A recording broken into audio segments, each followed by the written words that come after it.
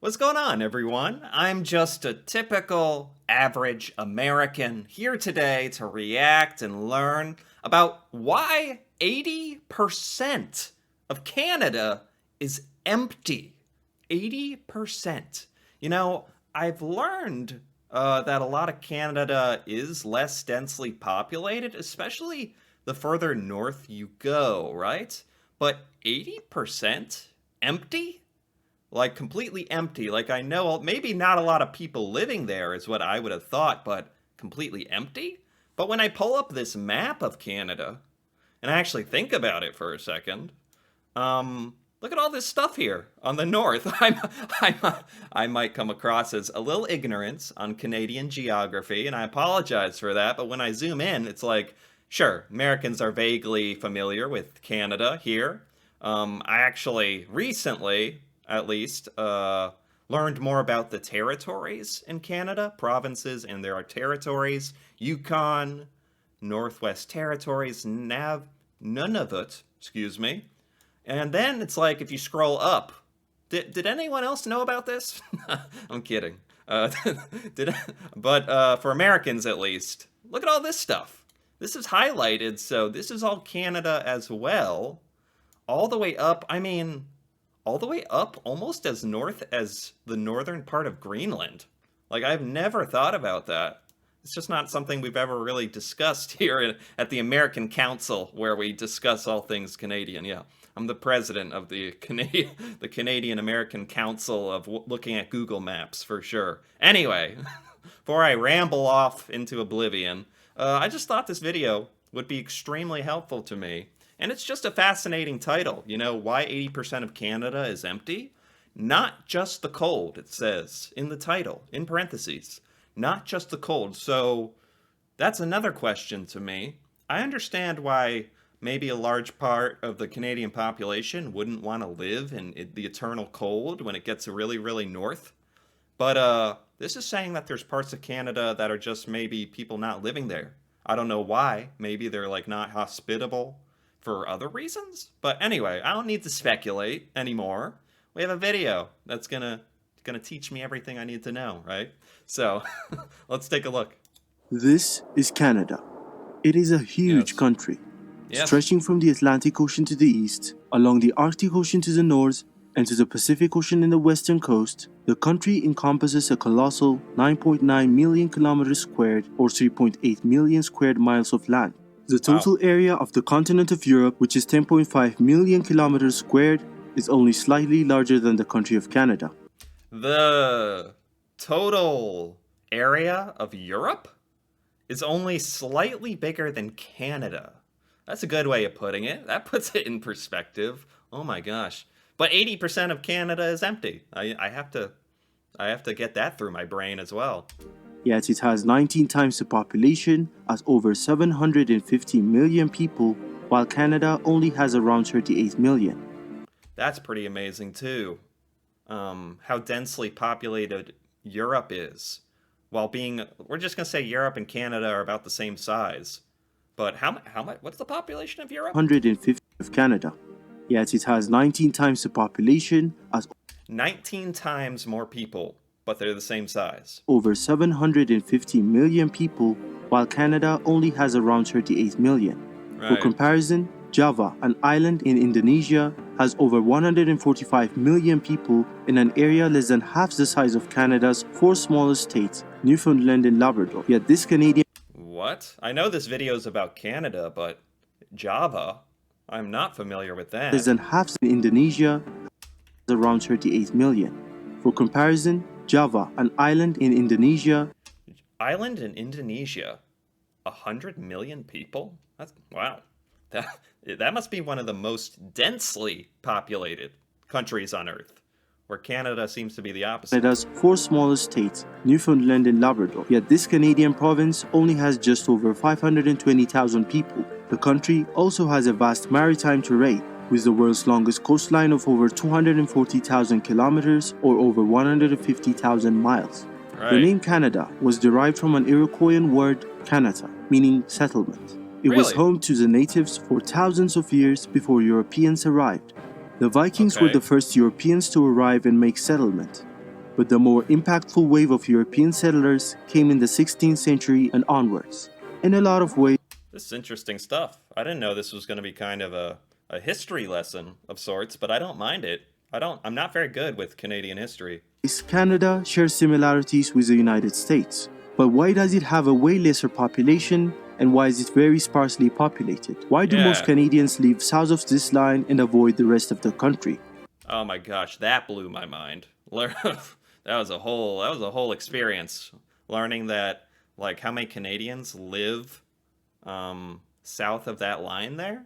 Like south more south than some people living in the United States. That was like very eye-opening to me. But yeah, a lot of Canadians live near the border. I always thought it was a temperature thing, a cold thing. Is there more to it than that?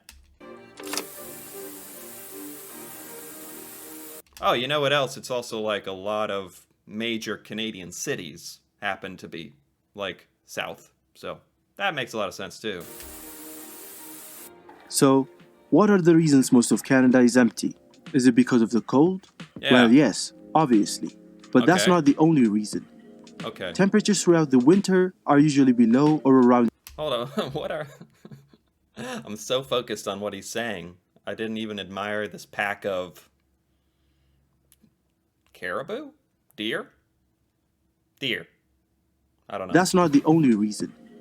Temperatures throughout the winter are usually below or around 0 degrees Celsius, and they tend to Wow. linger between -5 and -15 degrees Celsius. It rarely gets below -20, but it does happen, especially in the northernmost provinces, where the average Wow. temperatures throughout the year is less than -20. Wow. But that cannot be the only reason for the sparse settlement of Canada.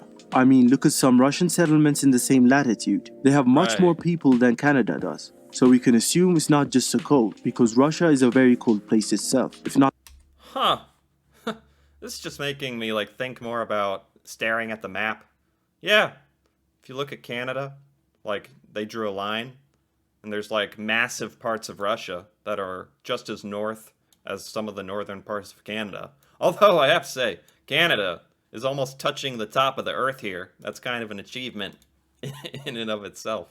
not the cold, then what is it? Well, half of the country is covered by what's known as the Canadian Shield, which is a layer of exposed rock with soil not suitable for farming. And due to this arrangement, having The Canadian Shield? not the layer of exposed rock is it? Well, half of the country is covered by what's known as the Canadian Shield, which is Canadian Shield? Hold the phone. Canadian Shield? Yeah. Okay, this is a thing. This is a thing. Hold on. What?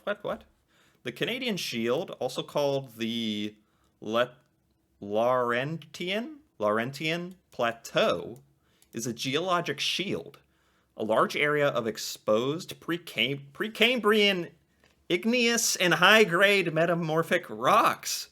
My gosh, there might be a whole like entire rock layer of undiscovered dinosaur fossils in there. I don't know. When I hear the words when is Precambrian? I know that actually does correspond to a time period, but don't ask me. I'm just a guy who Googles stuff. It forms the North American craton, the ancient geologic core of the North American continent. Okay. Never heard of this. This is good stuff. not the cold, then what is it? Well, half of the country is covered by what's known as the Canadian Shield, which is a layer of exposed rock with soil not suitable for farming. And due to this arrangement, having a huge settlement in this region of the country was not sustainable. This explains a lot. This explains a lot. Like, I was not aware of this geological phenomenon, if you will. Because without the ability to produce food, populations weren't able to thrive. That's why Right. majority of the Canadian population lives near the border with the USA, because those areas aren't in the Canadian Shield, making Okay, so since this mattered way more back in, hundreds of years ago, back in the day when people were still like immigrating to Canada and settling, and just through like the sheer fact that they can't farm on this shield, Canadian Shield, still getting used to that term, nobody settled there. So even couldn't you settle there now in the modern day Or is there some other reason? Or is it because, like, historically, Canadians did not set down roots there and build stuff? That has translated into the modern day, and just Canadians don't really live in that area? Or have Canadians started to settle and build towns or something on the Canadian Shield? Or is it as extreme as I'm making it out to be? Because I guess in the modern day, you don't need to be able to farm to survive as much so as like back in the day when this was all really relevant. So that's interesting. That's an interesting thought. You know, I could just like go to the map and zoom in and literally just see if there's towns and cities. So when I zoom in a lot, nothing's coming up. Naujat? Oh, look at that. That's cool.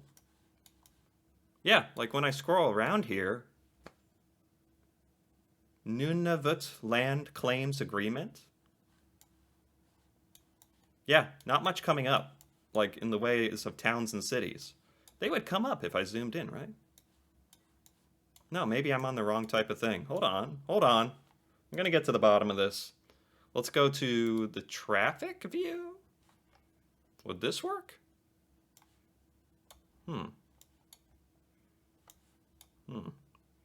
Yeah, okay. This brings up cities. Bear with me. Bear with me. I'm on a journey of discovery here. I just want it to pop up with towns and cities. Transit? I could make it go on a transit view.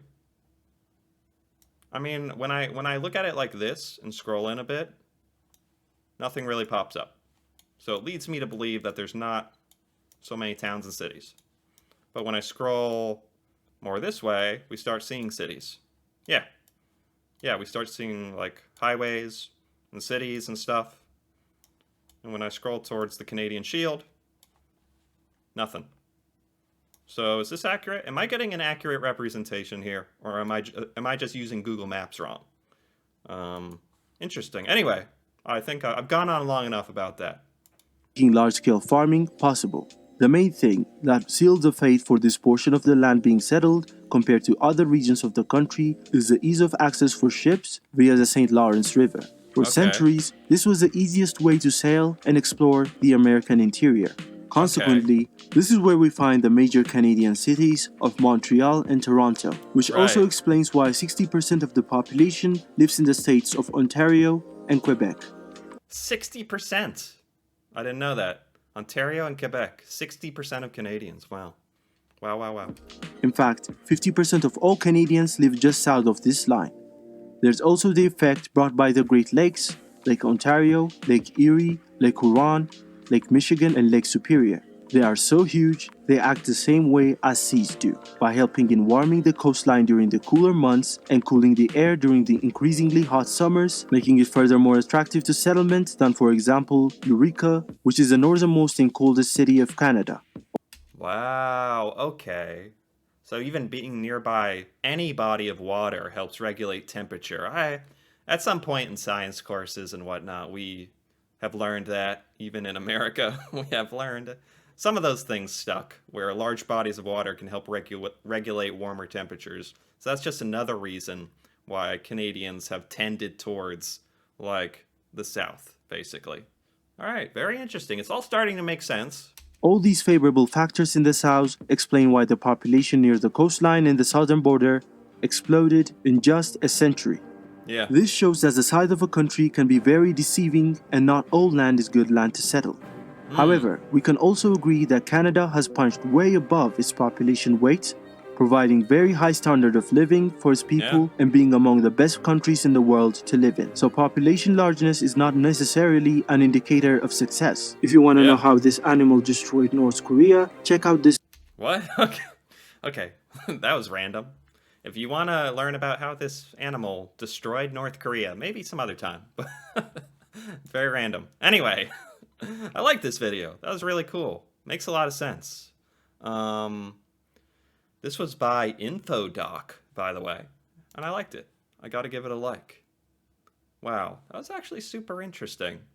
Like I said, I always knew Canada's population skewed like a certain way of where it was located, but when I read the title of this video, I was like thinking 80% of Canada is empty?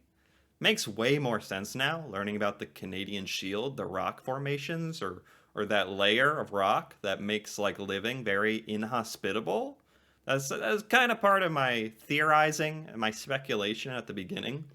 But yeah, he was kind of saying at the end that, hey, that just goes to show you that having a massive, huge population doesn't stop you from being really successful, like on the global stage. And Canada has definitely proved that for sure.